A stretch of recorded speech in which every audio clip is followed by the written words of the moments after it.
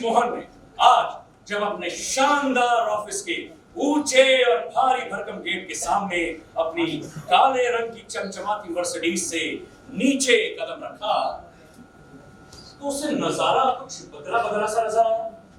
Gate वैसे ही अपनी पूरी भव्यता के साथ खड़ा था और नीले रंग की स्मार्ट यूनिफॉर्म में गार्ड अपनी चटक अदा के साथ उसे खोलने के लिए वैसे ही तत्पर भी खड़ा था। पर गेट बाएं हाथ वाली बाउंड्री वॉल से सटा ये गुमटी जैसा क्या था?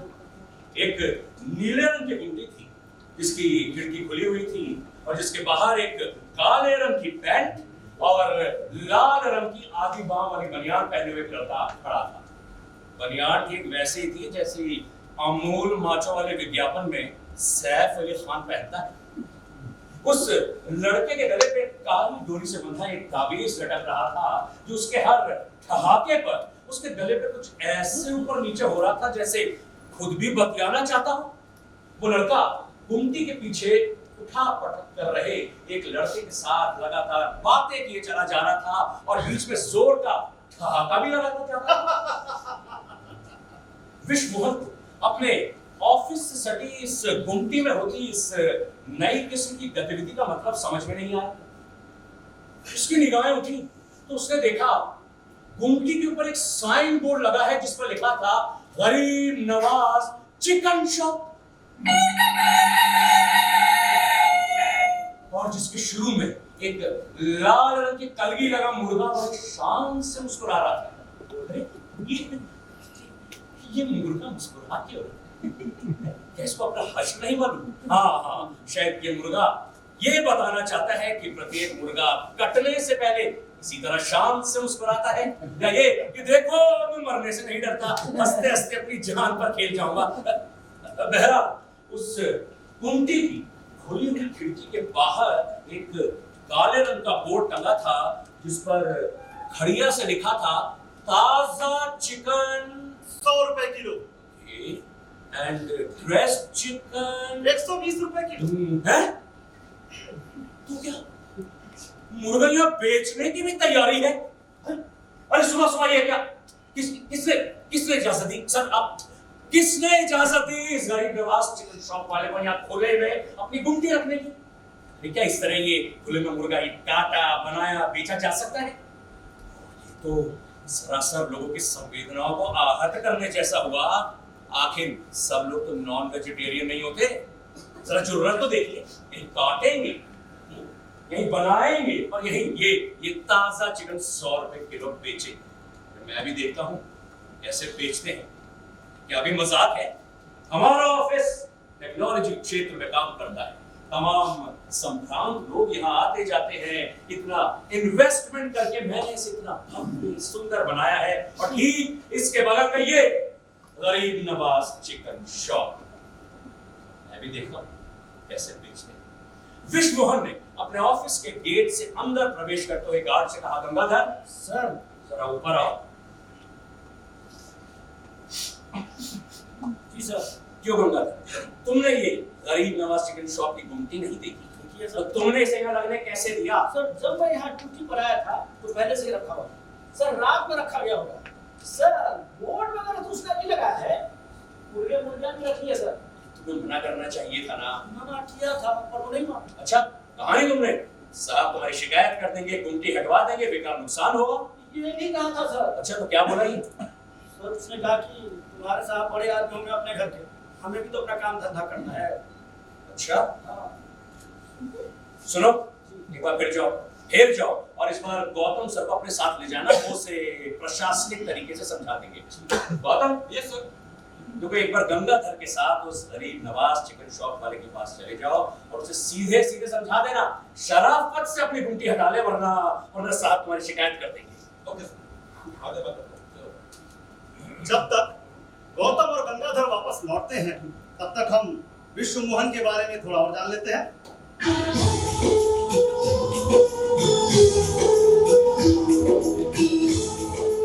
स्कूल के दिनों में विश्वमोहन की पहचान एक सही लड़के की थी। उसने आईआईटी की परीक्षा पास की और सीधा अमेरिका चला गया। वहां उसे एक मल्टीनेशनल कंपनी में नौकरी मिल गई थी। Thank you. वहां उसने सफलता के झंडे गाड़े और जल्द ही वाइस प्रेसिडेंट की पद पर पदोन्नत हुआ। मुबारक हो sir. Thank you so much. वो अक्सर भारत आया करता था, जहां पर उसे बौद्धिक संपदा के रूप में देखा जाता और वैसा ही उसका सम्मान भी किया जाता।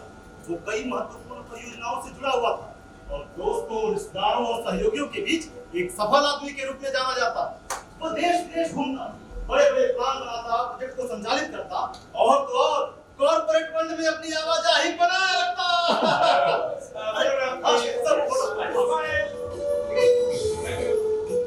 दोस्त उसे प्यार से ऋषि कहते थे।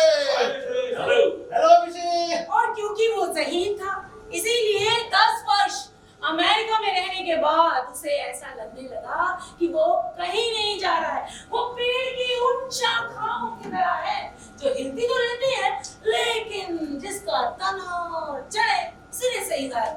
लगभग 40-45 की उम्र में उसे अपनी जड़ों की तरफ जाने की जरूरत महसूस होने लगी।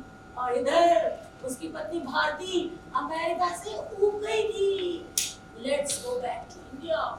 और उनका बेटा रोहित, जो कि अब 6-7 साल का हो गया था, और उन्हें ऐसा लगता था कि वो अपने देश में रहकर ही संस्कारवान बन सकता है। लेकिन सबसे बड़ा कारण ये था कि विश्वमोहन विशुद्ध शाकाहारी थे। शाकाहारी? हाँ, शाकाहारी। और अमेरिका में भोजन को लेकर बड़ी दिक्कत महसूस की।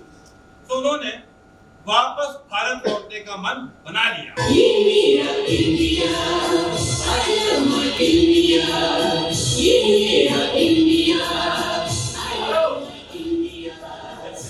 अब तक विश्वमोहन भारत और अमेरिका में पर्याप्त संपर्क बना चुके। तो उन्होंने अमेरिका से काम लाने का जिम्मा अपने दोस्तों पर छोड़ा और खुद भारत लौटकर एक बीपीओ कंपनी खोली जो उस काम को एग्जीक्यूट करने वाली थी। और 2-3 साल के भीतर उन्होंने शहर में एक बड़ी सी जमीन खरीद कर एक भव्य और शानदार ऑफिस का निर्माण किया। जल्दी ही विश्वमोहन की गिनती शहर के सफल प्रोफेशनल होने लगी। अरे इतना ही नहीं, वो अच्छी किताबें पढ़ता, रात 10 से 1 बजे वाले शोज में तमाम सब्जेक्ट फिल्में देखता, सफल और प्रतिष्ठित व्यक्तियों के बीच उठता बैठता। और तो और ये मैरियट होटल के लाउंज में गाहे बगाहे दोस्तों के बीच वाइन के साथ डिनर करता पाया जाता है। हालांकि सीधे राजनीति में उसे कोई रुचि नहीं थी, लेकिन वो राजनीतिक विचार जरूर रखता था। उसके हिसाब से अधिकांश पार्टी देश के विकास विरोधी झगड़ों में उलझी हुई है, जबकि देश को एक ऐसे नेता की जरूरत है जो सीधे विकास का रास्ता पकड़ सके।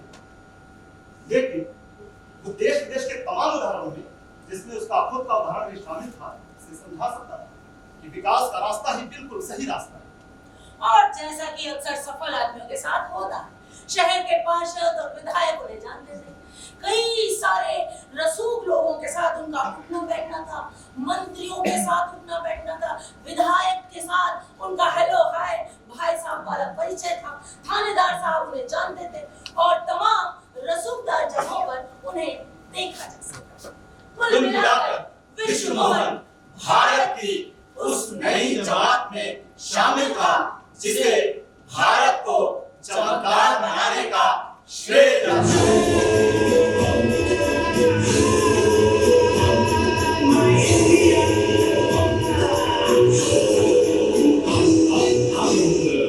उसकी वर्तमान समस्या ये थी कि उसके शानदार ऑफिस के ठीक बगल में गरीब नवाज चिकन शॉप वाले ने अपनी गुमटी रख ली थी, जो उसकी संवेदना को आहत कर रही थी। विश्वमोहन ने खुद को आश्वस्त करते हुए कहा, कोई बात नहीं ऋषि, कोई बात नहीं, बेकार परेशान हो रहे हो, 1-2 दिन में इसको यहाँ से जरूर हटवा देना। सर। हाँ, गौतम मिला है? Yes sir. क्या कहा उसने? सर मैं सीधे उससे नहीं मिला, सोचा कि बातचीत जो है वो गर्मा गर्मी में ना बदल जाए, इसलिए मैंने तय किया कि मैं पहले आसपास के दुकान वालों से बातें करता हूँ। उन्हें भी तो बुरा लग रहा होगा सर।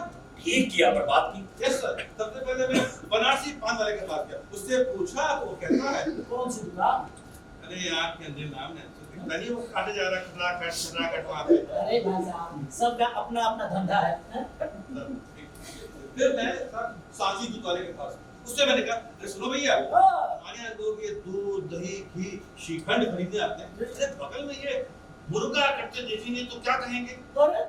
लोग क्या कहेंगे? हाँ। अरे मुर्गा लेने के लिए आएंगे तो हो सकता है कि मुझसे दूध दही और श्रीखंड भी लेकर जाएंगे। अब ये सोच रहे थे। ओ, गौतम तुम्हें सीधे सीधे गरीब नवाज से बात करनी चाहिए जी, जी, थी। सर। उसने क्या कहा? अरे वो कहता है अरे साहब, रोजी रोटी का सवाल है।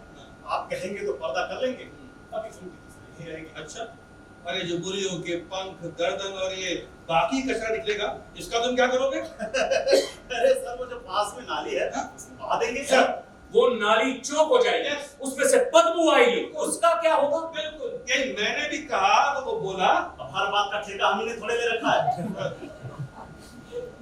ठीक है गौतम, चलो देखता हूँ मैं। अच्छा सुनो, नाम क्या बताया उसने अपना? रियाज मोहम्मद। रियाज मोहम्मद। दोपहर को विश्व मोहन का मन अपने काम में नहीं लगा। उसने गरीब नवाज चिकन शॉप की समस्या को देश के विकास की समस्या से जोड़कर देखा। देख रहे आप सब देख रहे हैं किस तरह बेतरतीब विकास हुए चला जा रहा है। अरे जहां देखो कहीं भी शादियां कर देते हैं, कहीं भी वो बाजार लगा देते हैं, कूड़ा फेंक देते हैं, और कहीं भी ये गुमटियां रख देते हैं। आप लोगों को देखना चाहिए कि इस तरह खुले में ये गरीब नवाज चिकन शॉप ना हो, ताकि वो गॉड इनसे पैदा हुई ये गंदगी, ये मुर्गों के पंख, गर्दनों को डिस्पोज ऑफ करने की ठीक व्यवस्था तो हो, ताकि वातावरण जो है वो प्रदूषित ना हो। तभी अचानक पंख फड़फड़ाने और मुर्गे की कुड़कुड़ाने की आवाज आई। विश्व मोहन ने खिड़की के ब्लाइंड्स को हटा कर देखा तो पाया कि गरीब नवाज चिकन शॉप के छोकरे ने अपनी दोनों टांगों से एक मुर्गे को पकड़ रखा है। उसने उसकी गर्दन गुंडी के पीछे रखे पत्थर पर रखी, मुंह में कुछ बुदबुदाया और फिर धीरे धीरे उसकी गर्दन लेटने लगा। पहले तो मुर्गा खूब फड़फड़ाया, फिर शांत हो गया। उसने उसकी गर्दन काट कर अलग की और फिर साफ सफाई में लग गया। विश्व मोहन ने अपने बड़ी से कमरे में एक बड़ी सी खिड़की इसलिए बनवाई थी ताकि कभी कभी जब काम से ब्रेक लेना हो तो खिड़की के ब्लाइंड्स को हटाकर बाहर चलती फिरती सड़क को देख सके और उसके पीछे की हरी भरी पहाड़ियों को देख सके। लेकिन इस दृश्य को देखने के बाद ना तो वो ठीक से खाना खा पाएगा, ना ही वो काम कर पाएगा। उसने अपने खिड़की के ब्लाइंड्स पूरी तरह बंद कर दिए, पूरी तरह।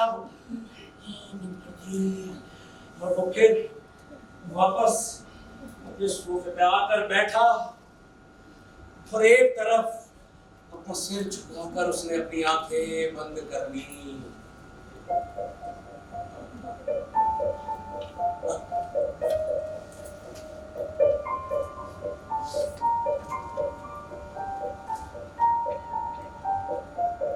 आधी झपकी और आधी चेतना के बीच अचानक उसे अपने बचपन का वो छोटे शहर वाला घर याद आया।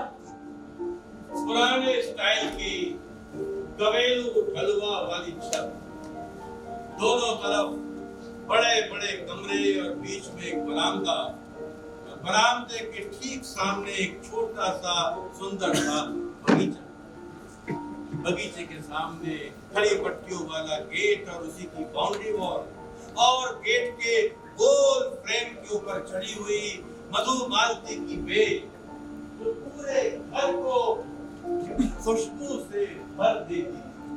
मकान लगभग उसके घर जैसा ही था, बस मकान के दूसरी तरफ तार के बाड़े से घेर कर एक बाड़ा बना दिया गया।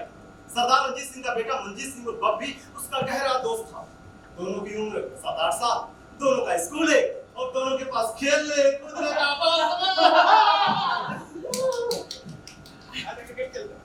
मंजीत का बाड़ा उसके खेलने के लिए प्रियता था। तो अक्सर वे लोग वहां पर कभी-कभी क्रिकेट खेलते, कभी फुटबॉल खेलते और कभी-कभी गिल्ली डंडा। और मंजीत का बड़ा भाई सतविंदर जो कि पतंग बना लेता था और माजा भी सूंघ लेता था। तो अक्सर ठंड के समय वहां छत पर पतंगबाजी का खेल चलता। ला ला ला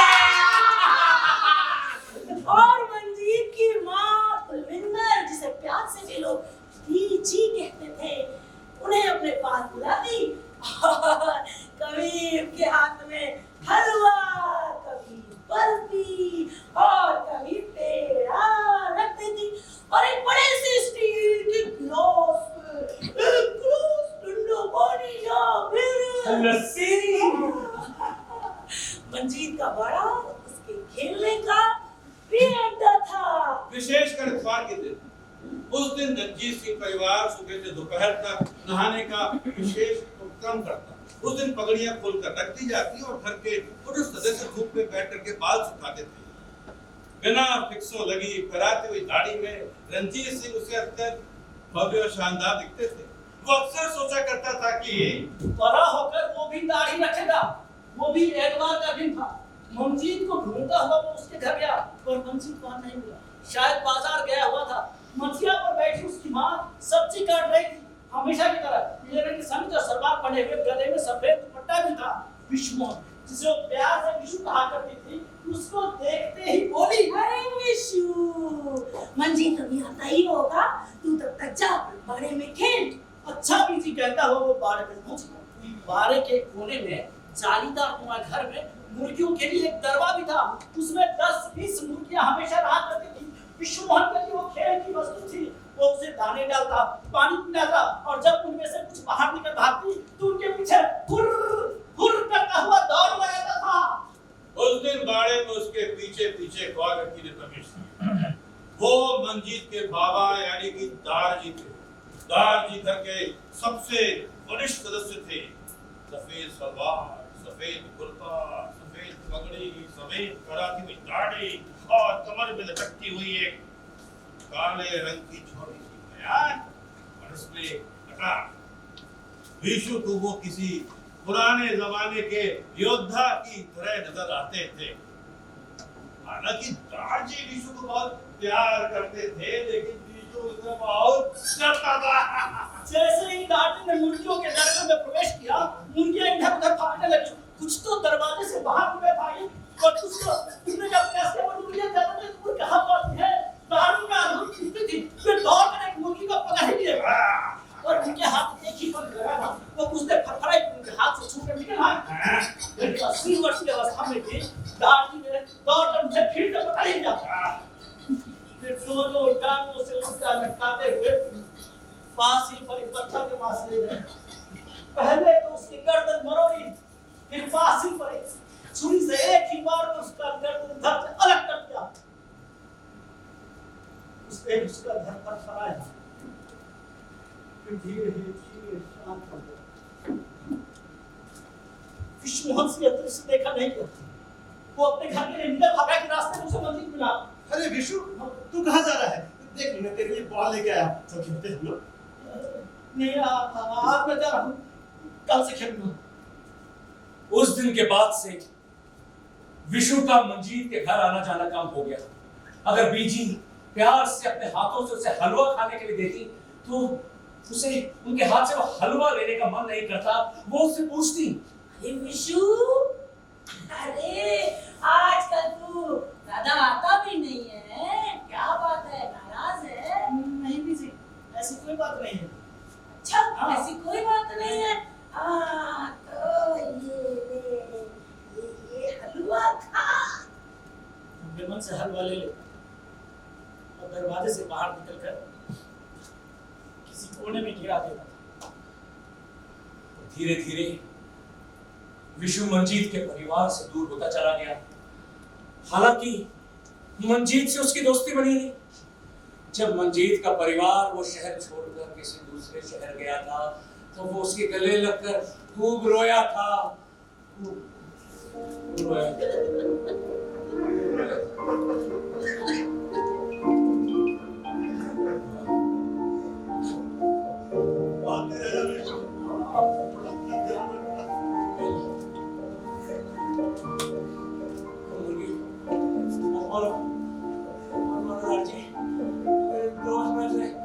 दाना देता हूँ, उसके साथ खेलता हूँ, उसको मत मारो, मत मारो।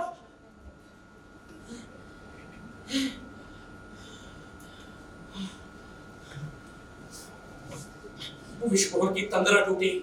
वो एक बार फिर उठा और इस बार उसने अपने खिड़की के ब्लाइंड्स पूरी तरह खोल दिए।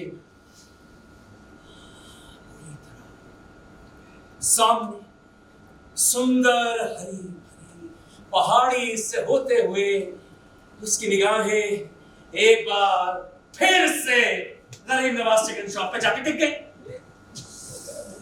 और इस बार उसने देखा कि गुमटी के पास एक सुंदर सलोनी सांवली महिला आकर खड़ी है।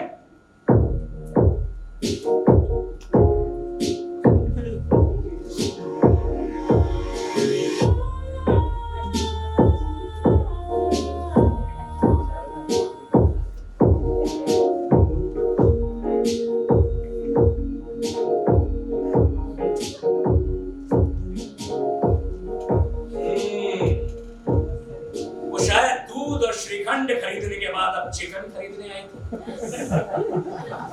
उस महिला ने अपने माथे पर एक बड़ी सी लाल रंग की बिंदी लगा रखी थी और गुमटी में बैठे उस छोकरे के साथ खूब हंस-हंस कर बातें किए चली जा रही थी।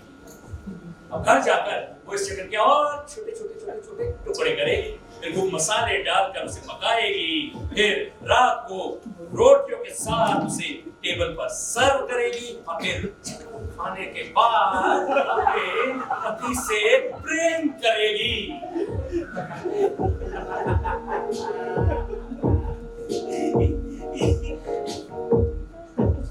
इस अभी चिकन खाने वाली महिला के साथ भी प्रेम किया जा सकता है, बिना इस कंसिडरेशन के कि इसने चिकन खरीदा है, घर जाकर खूब पकाया है, फिर खाया है।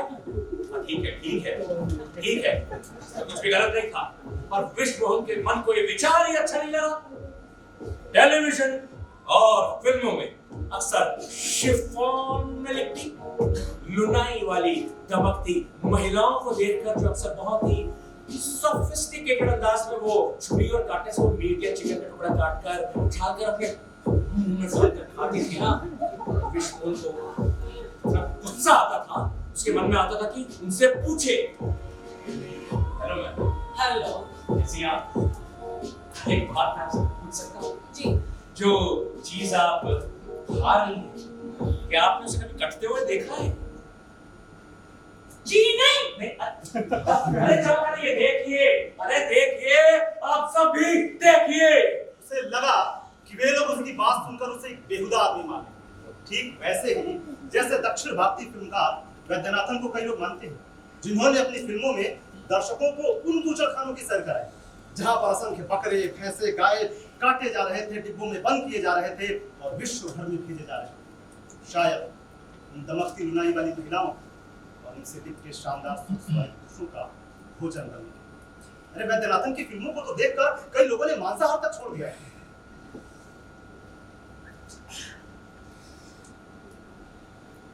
Gautam, yes sir.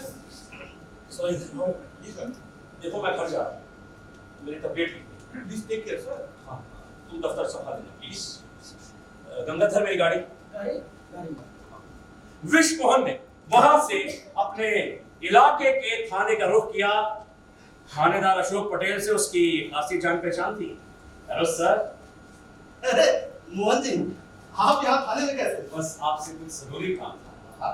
बिल्कुल आइए, पहले बैठिए, काम हम तो होते रहेंगे। दो चाय लेके आना। अमीला साहब। हाँ, अब बताइए। बात दरअसल ये है पटेल साहब कि ठीक मेरे ऑफिस के बगल में एक रियाज मोहम्मद नाम के आदमी ने गुमटी रखी है और उसमें वो गरीब नवाज चिकन शॉप नाम से दुकान चलाता है।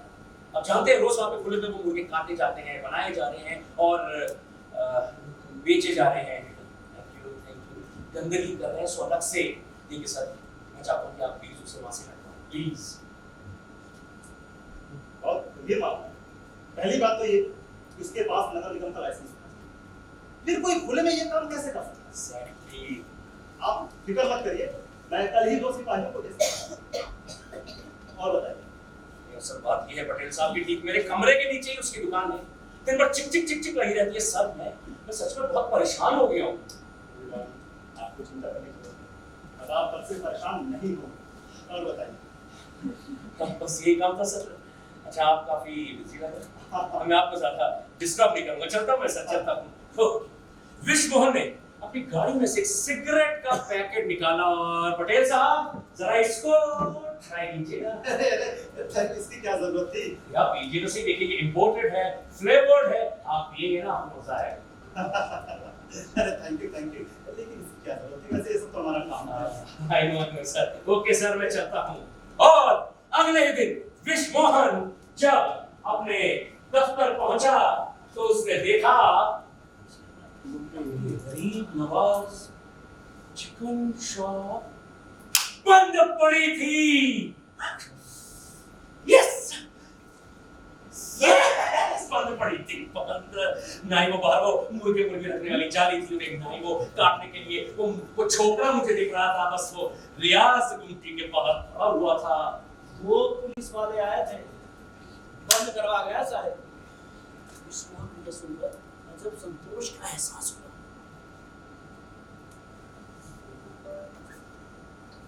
ये क्या समझ रखते हैं लोग, मेरी भी क्या समझ रहे, जो मन में ऐसा हो किसी का भी कोई लिहाज नहीं करेंगे। आखिर सिविल सोसाइटी भी कोई चीज है, समझ गए? Civil society.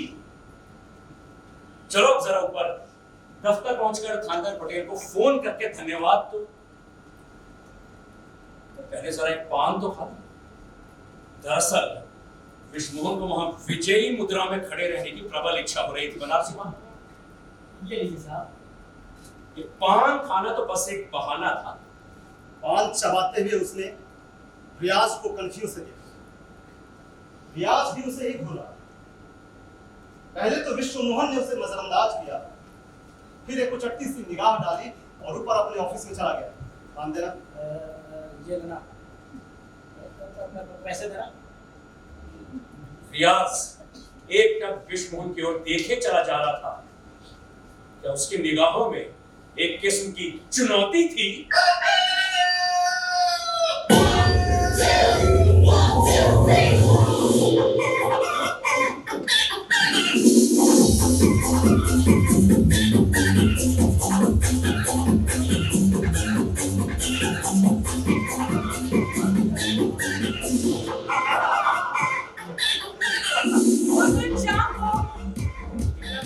विश्वमोहन ने अपने 2-4 दोस्तों को मैरिड होटल के लाउंज में बुलाया और वाइन की चुस्कियों और बेहतरीन स्नैक्स के साथ पूरे दिन की घटना कुछ यूं सुनाई। बात दरअसल ये है कि हम किसी चीज का, किसी बुराई का, किसी अव्यवस्था का विरोध ही नहीं करते हैं। अगर हम विरोध करें तो चीजों को बदला जा सकता है।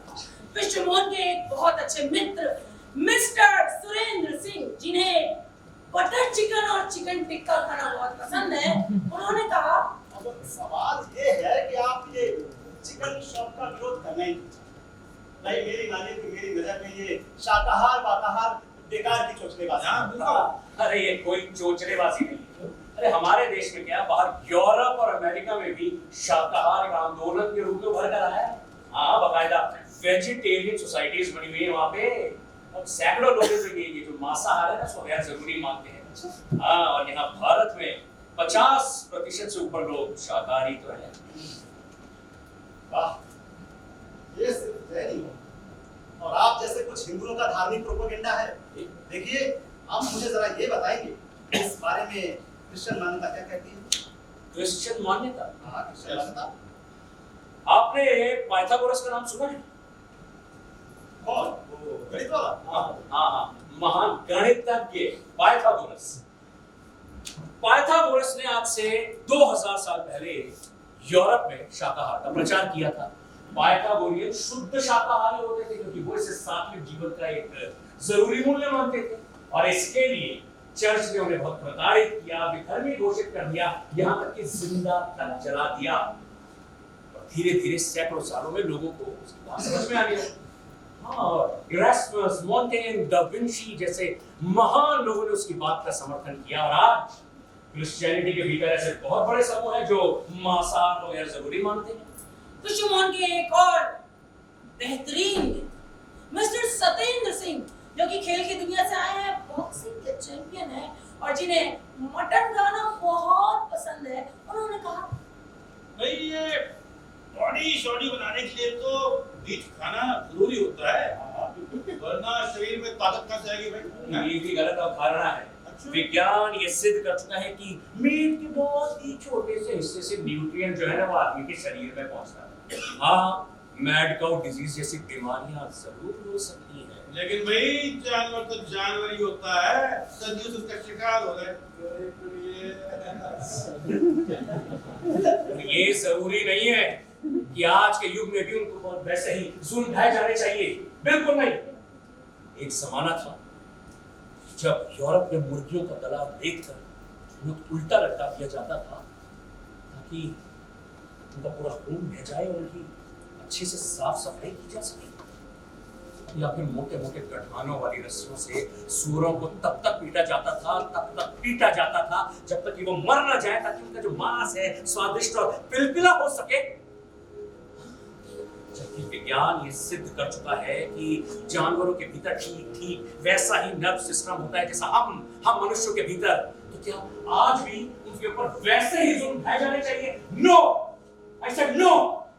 अरे मैं तो कहता हूं कि ये जो मांसाहार है ना, आदमी को ब्रूटलाइज करता है, बर्बर बनाता है।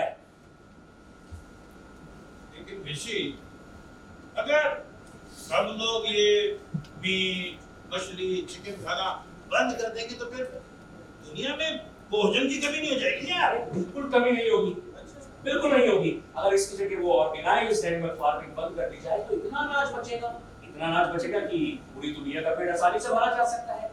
हाँ, अब हो सकता है कि हम बर्बरता से भी बच जाए और युद्ध पिपासा से भी। और ये बात केवल मैं ही कह रहा हूँ, मोहनदास करमचंद गांधी ने भी तो ये बात कही थी। मिस्टर मोहन के और एक प्रिय मित्र मिस्टर अनिरुद्ध, जो कि लेखक हैं और अक्सर ऐसी पार्टियों में बहुत चुप से रहते हैं, उन्होंने माहौल को थोड़ा ठंडा करते हुए कहा, कोई बात नहीं, आज हम लोग तुम्हारी ही बात मानेंगे। आज हम लोग पनीर टिक्का और चना रोस्ट से ही काम चला लेंगे। ठीक है, आओ। Bottoms up.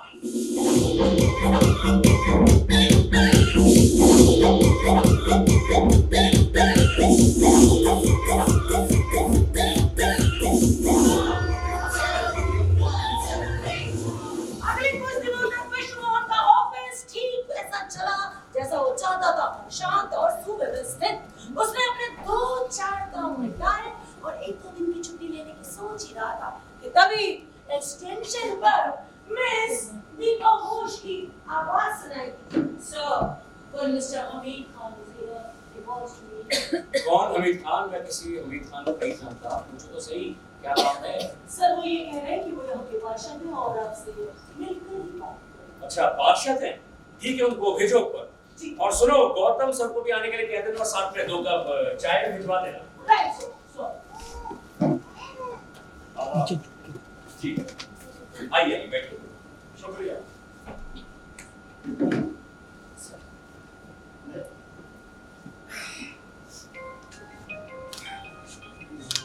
मोहन जी, आपसे एक काम था। जी बताइए। आप व्यास के खिलाफ अपनी शिकायत वापस ले लीजिए। देखिए खान साहब, मैंने शिकायत वापस लेने के लिए नहीं की। मुझे ऐसा लगता है कि गरीब नवाज शरीफ चौक में एक पब्लिक न्यूसेंस है, उसे यहाँ नहीं होना चाहिए। ठीक है, पर एक गरीब आदमी से कोई रोजी रोटी कमा रहा था, तो मुझे उसकी रोजी रोटी से कोई परेशानी है ही नहीं। बस वो अपनी घुमटी जो है ना, प्लीज वो यहाँ रखना, प्लीज। और वो जो टोपी वाले ने चाय का ठेला लगा दिया है, उसके बारे में क्या कहेंगे आप? कौन सा ठेला? कौन सा ठेला? आइए जरा उधर देखिए। विश्व मोहन ने अपनी खिड़की की बेंच को हटाकर देखा कि नीचे कुंडी के ठीक बगल में एक ठेला खड़ा है। ठेले के ऊपर एक स्टोव है, उसके ऊपर एक सांवला सा आदमी चाय उबाल रहा है और ठीक बगल नीचे जमीन पर एक औरत थोड़े से बड़े स्टोव पर समोसे तल रही है। इनके बारे में क्या कहेंगे आप?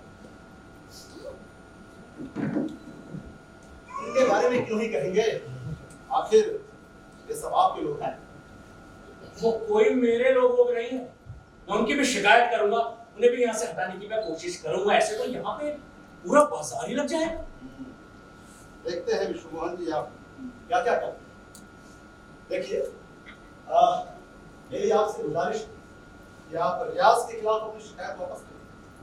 नहीं तो किसी बड़ी मुसीबत में फंस सकते हैं। ये मत कहिएगा कि हमने आपको चेतावनी दी। आप मुझे धमका रहे हैं? समझा। खुदा हाफिज। तो मेरी बात को तो सुनते जाइए। हाँ साहब, देखिए सर, बात दरअसल ये है कि मैं अपनी शिकायत जो है ना, मैं वापस नहीं ले रहा हूं। ठीक, मिलते हैं। सर हमें एक बार सोचना चाहिए सर। क्यों? सर मेरी सूचना ये है कि ये रियाज मुन्ने भाई के पास गया था। उन्होंने हमीद खान को यहाँ भेजा है। मुन्ने? हाँ सर, शायद अपना दादा है, अड़ी डालना, घर खाली कराना, लोगों के झगड़े सुलझाना, यही उसका काम है। इसी से पैसे कमाता है और आजकल सर वो जमीन के धंधे में आ गया है। बड़ी बड़ी जमीनें खरीदता बेचता है और झगड़े वाली जमीनों पर कब्जा दिलाता है। गौतम ने विश्वम को ये नहीं बताया कि जब रियाज मुन्ने भाई के पास गया तो उन्होंने कहा उसकी क्या? वैसे मैंने हमीद को भेजा है, बात बन जाती तो ठीक, वरना अपन देख लेंगे। अजय भाई ये बात गौतम ने विश्वम को नहीं बताई। तुझे बताई कब? सर इन लोगों से उलझना ठीक नहीं है। पता नहीं ये लोग कब क्या कर डालेंगे। तो मैं काम करूं, मैं आपका रूम चेंज कर दूंगा, ना आपको वो दुकान दिखाई देगी, ना आपको कोई टेंशन होगी, और सर हम इन झंझटों से ही बच जाएंगे। विश्वमोहन को ये बात गवारा ना हुई। आखिर वो तो कोई गलत काम नहीं कर रहा था। ऐसे तो कोई भी हमीद खान या मुन्ने भाई आकर उसे धमका जाएंगे और वो हार मान लेगा। नहीं, मेरी भी कोई हैसियत है।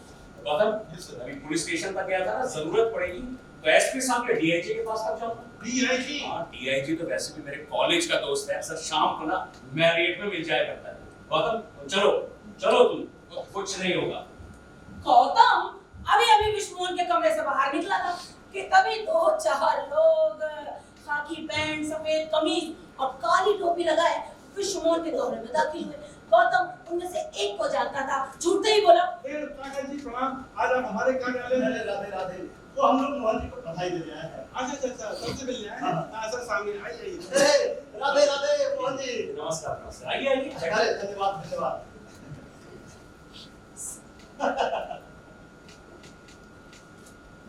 मोहन जी, आपको बहुत बहुत बधाई हो। बड़ा अच्छा काम किया आपने रियाज के खिलाफ शिकायत की। अब भाई मोहल्ले के बीचों बीच इस तरह की दुकानें तो राधे राधे राधे। जी बिल्कुल, आप डटे रहिए, चिंता करने की कोई जरूरत नहीं है। कोई दिक्कत परेशानी आती है तो हम लोग ही है कि नहीं? जी। वैसे अभी कोई दिक्कत है ही? हाँ बढ़िया है। अरे आप भी कोई छोटे मोटे आदमी थोड़े हैं। हाँ खैर कोई बात नहीं। देखिए मेरा एक काम। हाँ बताइए ना, वो जो नारायण है ना, इसका जरा ध्यान रखिएगा, अपना ही बच्चा है। अरे कौन नारायण? अरे वही जो आपके ऑफिस के नीचे चाय का ठेला लगाता है। अरे हम ही लोगों ने तो उसकी मदद की है, तो सोचा काम धंधे से लग जाएगा तो आप तो समझते हैं। और रत्नाकर जी, मुझे उस चाय के ठेले पर भी ऐतराज है। छोड़िए ना मोहन जी, कहाँ ऐतराज कर सकते हैं। खैर वैसे भी हम लोग तो आपको बधाई देने आए थे, है कि नहीं? और हाँ, दिक्कत परेशानी हो तो हमें जरूर बताइएगा। राधे राधे, मिलते हैं।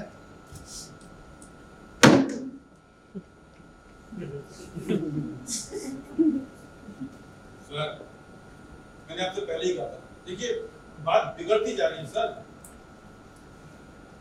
ठीक है गौतम, चलो मैं सोचता हूँ। विश्वमोहन को ये समझ में ही नहीं आया कि आखिर उसे क्या करना चाहिए। उसके मन में विकास की अवधारणा एक सभ्य नागरिक के रूप में, एक वैश्विक नागरिक के रूप में उभर कर आई थी। और ठीक उसके दूसरी तरफ थे कोई रत्नाकर जी, कोई हमीद खान, कोई मुन्ने भाई। बात तो सब लोग रोजी रोटी की ही कर रहे थे, और जरा ये देखिए, सरकारी जमीन पर आदमी अपने बैठा रहे थे। देखो तुम यहाँ बैठो। ठीक है, तुम यहाँ बैठो, तुम वहाँ बैठो रे, तुम वहाँ बैठो, सब अपना है। विश्वमोहन ने तय किया कि वो दोनों का विरोध करेगा। कल ही थानेदार अशोक पटेल के पास जाएगा और उनसे कहेगा कि इस चाय के ठेले को भी प्लीज यहाँ से हटवाइए। लेकिन जब विश्वमोहन अपने दफ्तर में था, इंस्पेक्टर साहब आए। वो आज यहाँ, हाँ हो सकता है कि स्पॉट का निरीक्षण करने आया। भेजो उनको ऊपर। जी सर। अरे पटेल साहब, आपने यहाँ आने की जहमत क्यों उठाई? हम लोग फोन पर बात कर रहे थे। नहीं दरअसल बात कुछ ऐसी थी, फोन पर नहीं हो सकती। बताइए क्या बात? असल में आपके नाम से कोर्ट का सम्मन आया है। समन? मेरे नाम से? क्यों? ये तो जज साहब बताएंगे। वैसे कुछ लड़ाई झगड़े का केस लगता है। दिल साहब, मैंने तो कोई लड़ाई झगड़ा पड़ा किया ही नहीं। मोहन जी समन तो यही कहता है। देखिए कल आपकी पेशी है, इसे समन को रिसीव करें। ये आप कहते हो तो सम्मन तो मैं रिसीव कर लेता हूँ, पर पेशी में किसी और को बिजनेस में काम नहीं चलेगा। नहीं, पर्सनल अपीयरेंस पे लिखा हुआ है।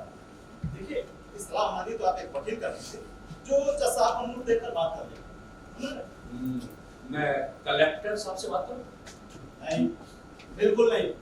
क्रिमिनल केस है, आपको जाना ही पड़ेगा। तो मेरे पास आदेश है। आदेश?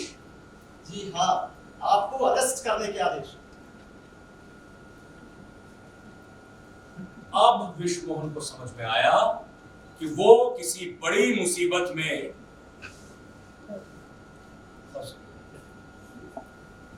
ओके ओके पटेल साहब, आप कहते हैं तो कल मैं अदालत जरूर पहुंचूंगा। हाँ, वकील को जरूर साथ में लेके जाइए। Oh, yes, yes, sure. हाँ, विश्वमोहन ने अपने दोस्त सरफराज खान को, जो शहर का एक लोकप्रिय एडवोकेट, का फोन लगाया। अरे भाई सरफराज, और जल्दी मेरे दफ्तर चले आओ। अरे बहुत बड़ी मुसीबत में फंस गया हूँ, तुम्हारी मदद की जरूरत है यार। हर मर्ज की दवा सरफराज खान। आधे घंटे में हाजिर होता हूँ तो। सरफराज खान आए और पूरी बात सुनकर बोले, मियां, आपसे किसने कहा था कि आप दूसरे के फटे में टांग अड़ाइए?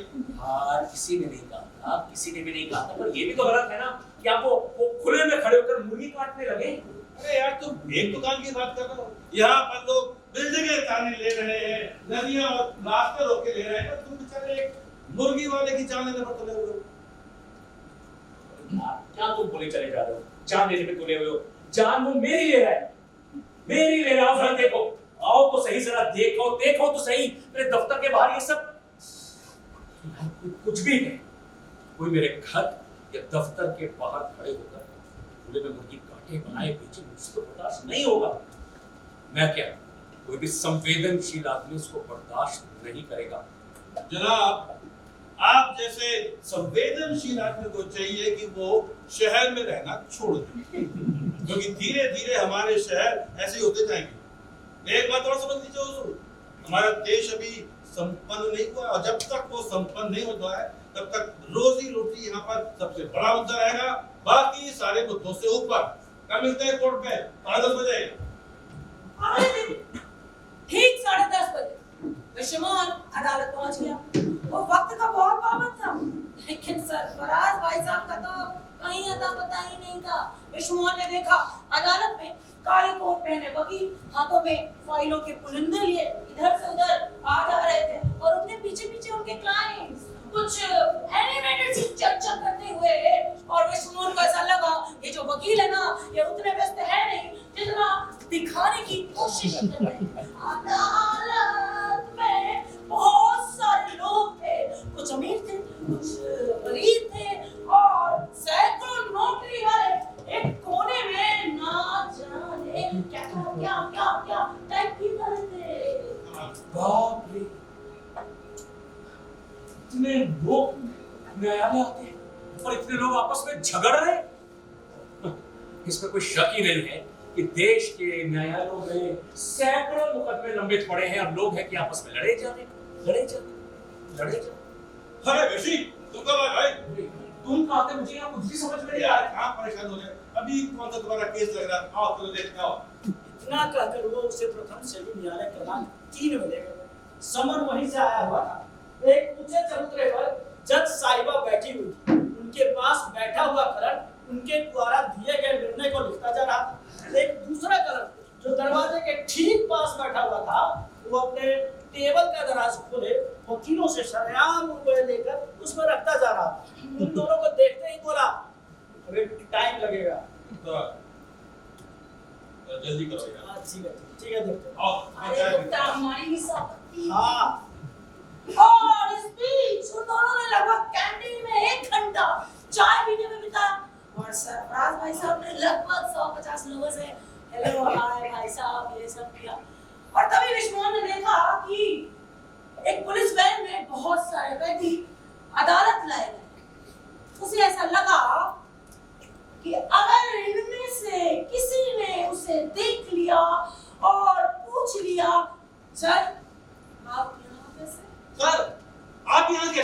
सर आप यहाँ कैसे? अरे सर आप यहाँ कैसे? अरे शुभम चलो छोड़ो, आज लोग को टाइम हो गया। करीब 1 घंटे के बाद वो दोनों फिर उसी कलर के पास पहुंचे जिसे उन्होंने अभी अभी 100 का नोट दिया। उन दोनों को देखते ही कलर ने कहा लंच पर साहिबा जाने ही वाली है, अभी आप ही की फाइल आ गई। जल्दी जल्दी जल्दी चलिए मैडम ये जी बुलाइए। विश्व मोहन हाजिर हो।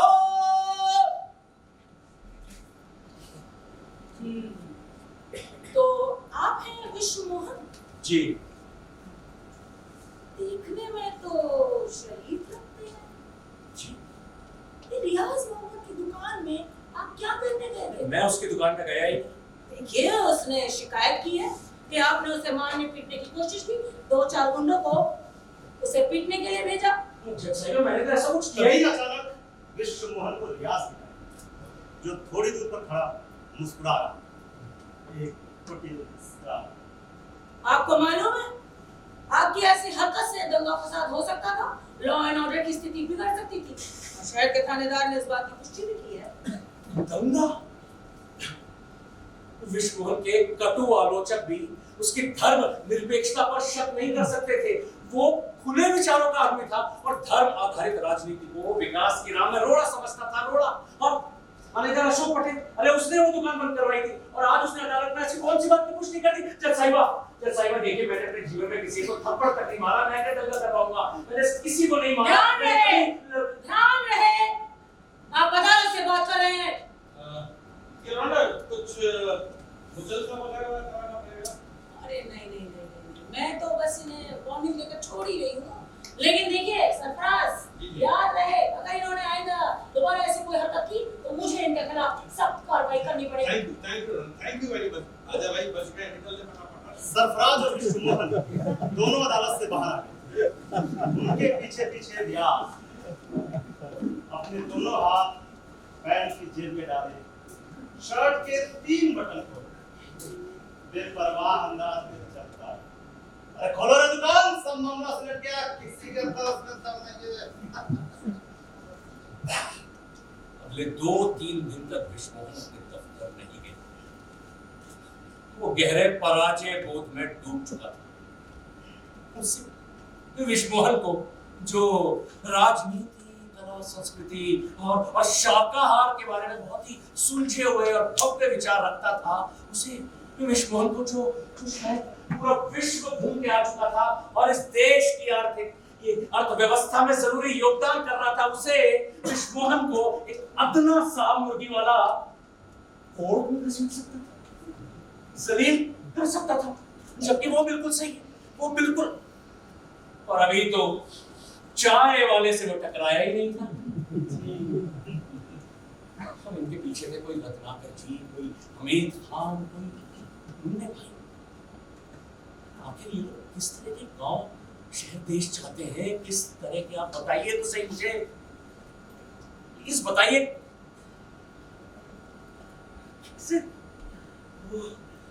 उनको अचानक ही विकास की अवधारणा से, अपने उस भव्य ऑफिस से, अपने गांव, शहर, देश, विकास की अवधारणा, इन सब से चिढ़ने लगे।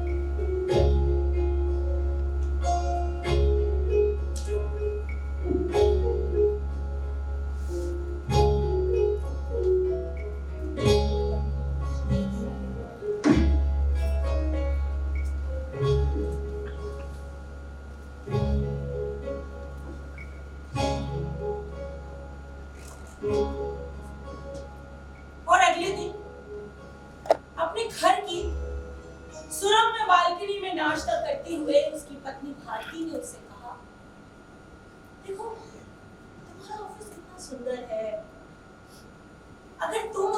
बार प्रवेश कर गए तो तुम्हें बाहर की क्या चिंता।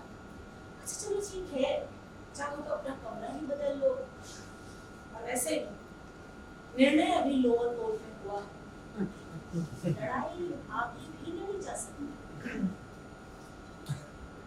लड़ाई आगे भी नहीं जा सकती।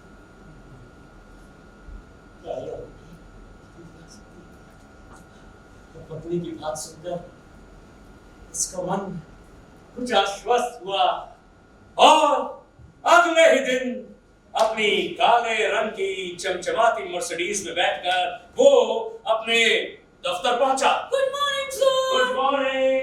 गाड़ी से उतरते ही उसकी निगाह गरीब नवाज चिकन शॉप पर पड़ी। आज वहां कुछ ज्यादा ही चहल पहल थी, ग्राहकों की आवाजाही और चिकन की बिक्री उठान पर थी। एक और नई बात भी थी, दुकान की खिड़की के बाईं तरफ अपने आंतरिक अंग प्रदर्शित करता हुआ एक बकरा उल्टा लटका हुआ। उसका पेट बीच से चिरा हुआ था और दुकान पर एक नया बोर्ड लगा था जिस पर लिखा था गरीब Nawaz chicken and meat shop. यहाँ बकरे का ताजा गोश्त मिलता है। और ठीक उसके बगल में नारायण चाय वाले ने 2 बांसों पर तिरपाल दान कर थोड़ी सी जगह और घेर ली थी और उस पर लटक कर बैनर ने उसको सूचित किया, नारायण भोजनालय। जी 30 रुपए में वैष्णव थाली। याद सामने खड़ा है। विश्वमोहन ने रियाज को घूर कर देखा। आज रियाज ने विश्वमोहन को भरपूर निगाहों से जवाब दिया। विश्वमोहन की आंखों में वितृष्णा थी और रियाज की आंखों में बेपरवाही। विश्वमोहन के मन में आया कि वो रियाज से कुछ कहे, लेकिन तभी उसे अपने वकील दोस्त और अदालत की गरीब नवाज जज साहब की बात याद आ गई और उसने कुछ नहीं कहा। उसने अभी अभी भारतीय लोकतंत्र का एक जरूरी पाठ जो पढ़ा था। अभी अभी शहर में एक दंगा होता बचा था।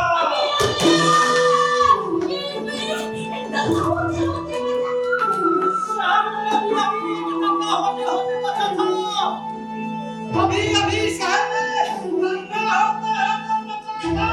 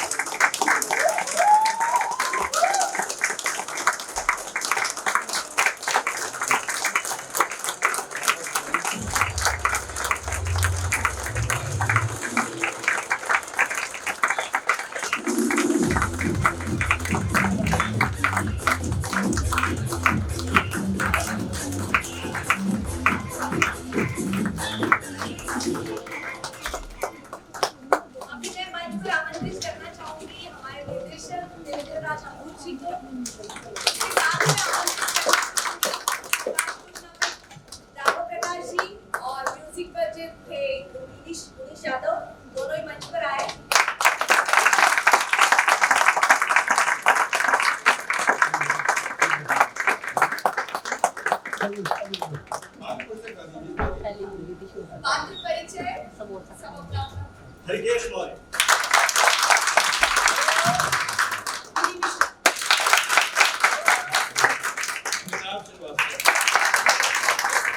अमित सक्सेना।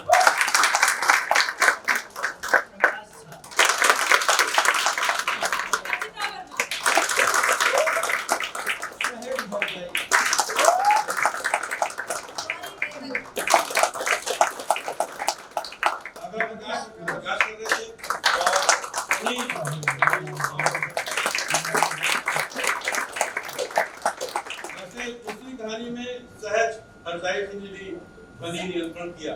वहां बैठ